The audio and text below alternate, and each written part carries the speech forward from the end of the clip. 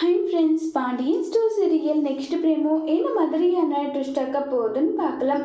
ராஜி ரொம்பவே வருத்தமாக இருக்காங்க. கோமதி கிட்ட போயிட்டு அவ ஏதோ ஒரு தெரியாம தப்பு பண்ணிட்டான், அவளுக்கு இவ்வளோ பெரிய தண்டனை நீங்க கொடுக்கறது ரொம்பவே தப்பா இருக்கு, ப்ளீஸ் அவகிட்ட நீங்க பேசுங்கன்றாங்க.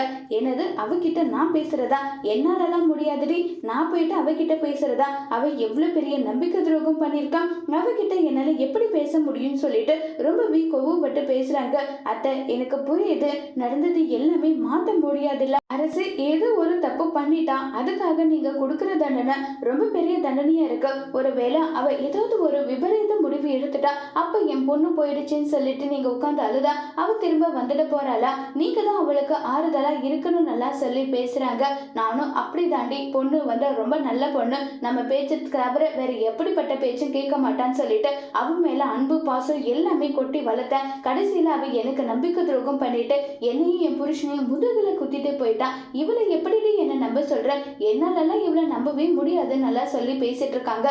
இது கேட்ட அரசி, நான் ரொம்ப பெரிய தப்பு பண்ணிட்டேன். என் குடும்பத்துல இருக்க என் அண்ணன் என் அப்பா யாருமே என்ன நம்பாத போது நான் ஏன் உயிரோடு இருக்கணும்? இதுக்கு மேல உயிரோடு இருந்து நான் என்னத்தை பண்ண போறேன்? நான் இனி உயிரோடவே இருக்க மாட்டேன்னு சொல்லி பயங்கரமா ஃபீல் பண்ணி கதறி அழுதுட்டு இருக்காங்க அரசு. அரசு இப்ப என்ன முடிவு எடுக்க போறாங்க? இது மீனாவும் ராஜு சேர்ந்து எப்படி தடுக்க போறாங்கிறத வரப்போற எபிசோட்ல வெயிட் பண்ணி பார்க்கலாம். தேங்க்யூ.